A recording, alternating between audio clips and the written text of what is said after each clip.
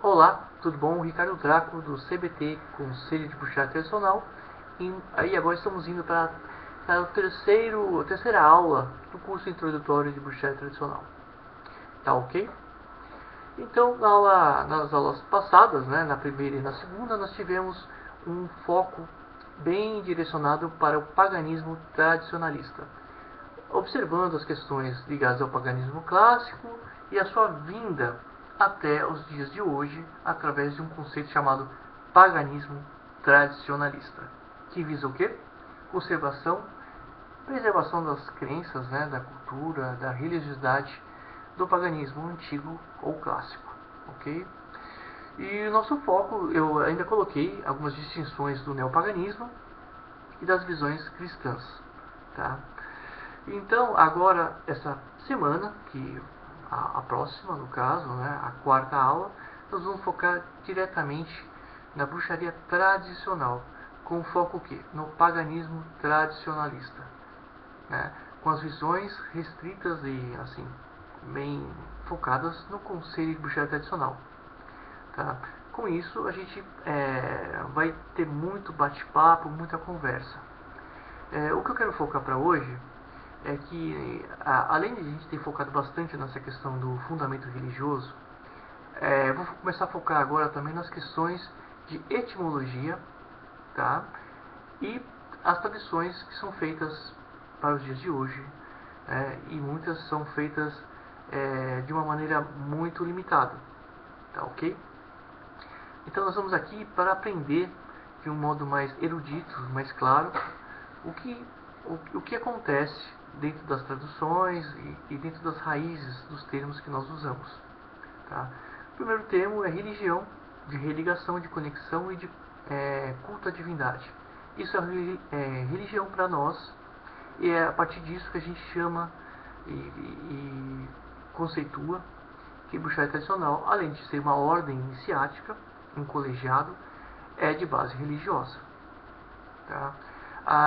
O termo bruxaria ele veio antes dos romanos invadirem a Península Ibérica. Vocês vão encontrar, logicamente, o termo bruxo, brujo em espanhol, bruxas, né, em galego e assim especificamente na região ibérica. Tá? Mas nós entendemos também que em outras línguas, como na inglesa, na francesa, na alemã, existem muita compatibilidade com os cultos antigos da era antiga, né? Campesinos da floresta.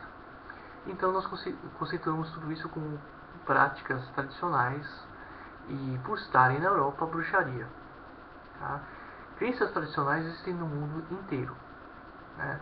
O candomblé é uma crença tradicional, o voodoo é uma crença tradicional, as crenças dos ameríndios, né, dos pajés, são crenças tradicionais. E quando a gente fala em bruxaria tradicional, nós estamos falando aqui de crenças tradicionais da Europa, né? E por estar na Europa, são bruxaria. Existem em outros países pessoas que chamam determinados cultos que eles não conhecem, têm medo ou não entendem como bruxaria. Isso é devido à colonização europeia através da Europa, da Ásia, China, aquela região do Oriente, Extremo Oriente, as Américas, porque tudo que os portugueses, espanhóis, franceses, ingleses não entendiam, né? E naquele período eles já estavam cristianizados, né? Já eram católicos ou protestantes, então eles observavam as crenças tradicionais como bruxarias com S no final, tá? Como sendo cultos praticamente de magia, né? E eles definiam muito bem o que era práticas feiticeiras de religião, né? E até hoje, dentro de uma ala muito reservada e conservadora, a única igreja é a Igreja Católica e a única religião com base em Deus, a Igreja Católica, e assim vai. Isso é uma briga teológica, né, mas não vamos chegar a isso. Bom, todos podem ler jornal e sabem das brigas que houveram, né, entre protestantes e católicos na própria Irlanda. Enfim, o termo bruxaria tradicional, muitas pessoas traduzem diretamente do traditional witchcraft, ou seja, né, é uma maneira muito errada, porque traditional witchcraft, dentro da visão deles lá. Tradicional é tradução direta para ordem iniciática e witchcraft para feiticeira. Então vocês imaginem quantas ordens feiticeiras existem no mundo, né? É por isso que muita gente confunde. Tem gente que fala, catimbó é bruxaria tradicional. Não é. Catimbó é uma religião, né, específica, né? Bruxaria tradicional é uma visão específica religiosa.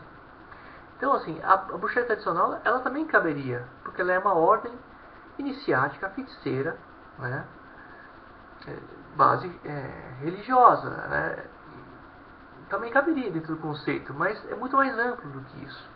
Tanto é que tem muita gente que tem uma visão cristã, feitiçaria cristã, né, que também se autodiz traditional witchcraft, né, se autoproclama, né.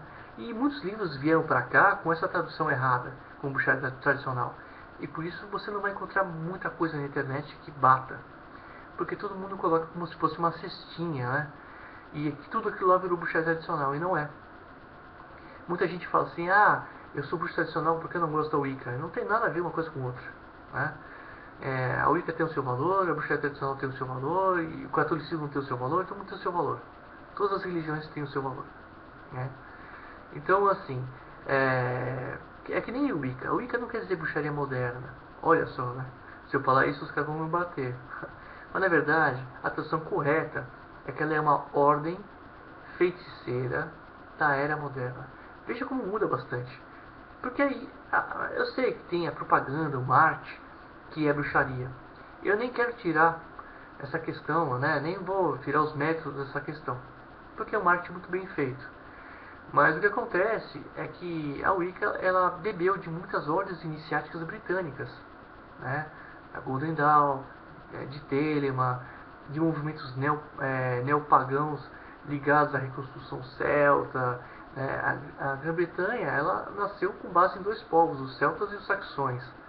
Por isso que a roda da Wicca tem 8, né? Tem os grandes festivais e os equinócios e solstícios, por isso que dá 8.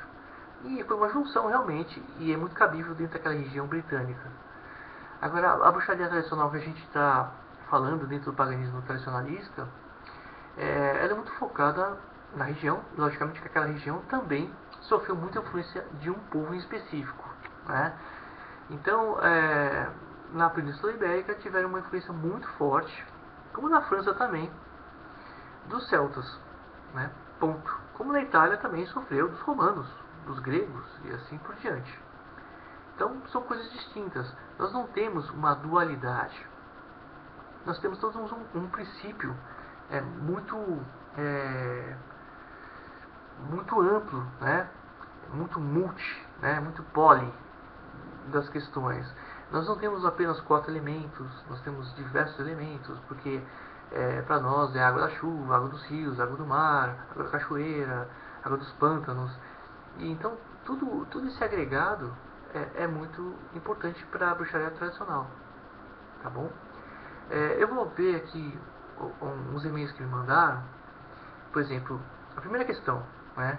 Qual a visão da bruxaria natural sobre Lúcifer?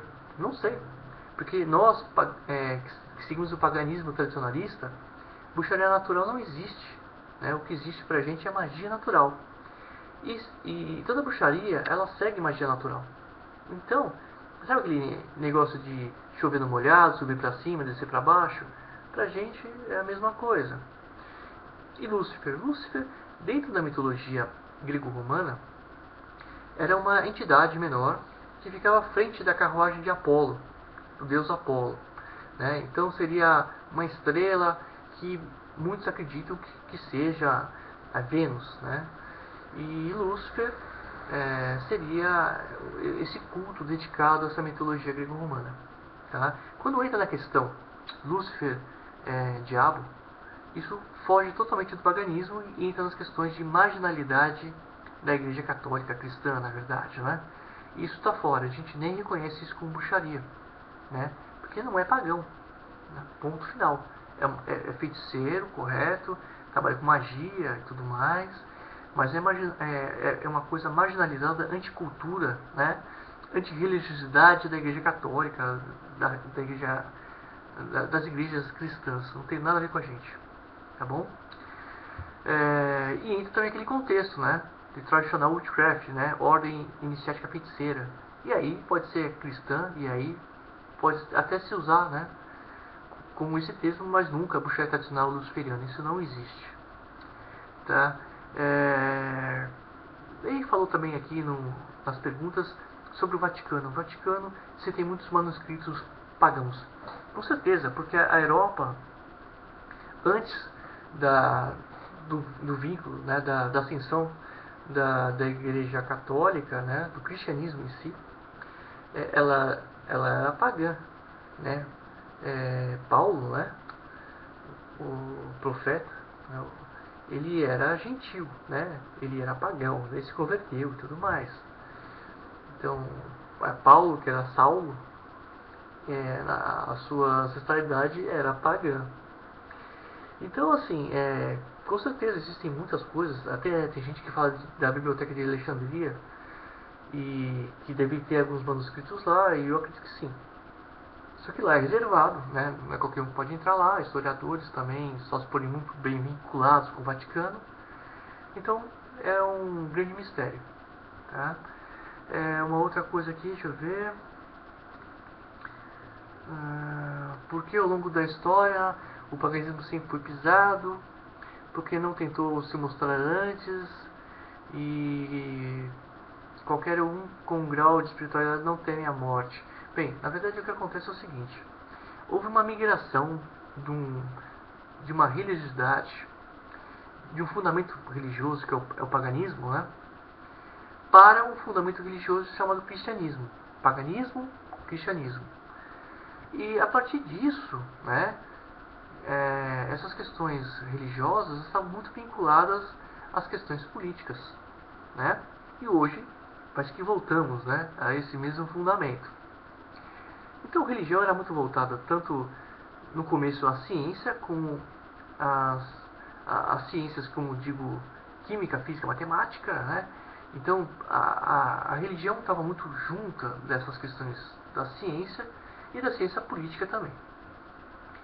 E com o tempo foi mudando isso, né? E houveram perseguições e tudo mais. E eu acredito que depois da década de 50, com o neopaganismo, e isso é uma dádiva, né? É uma coisa que a gente tem que reconhecer dentro do neopaganismo, muitas coisas mudaram, né? Como o movimento hippie também mudou muita coisa na sociedade, né, moderna. Então eu acredito que tudo tem um momento certo para acontecer, tá? Bom, gente, eu fico por aqui e vou responder algumas perguntas agora por escrito, e vou deixar também um outro material para vocês darem uma olhada, tá bom? Um grande abraço e até a próxima semana.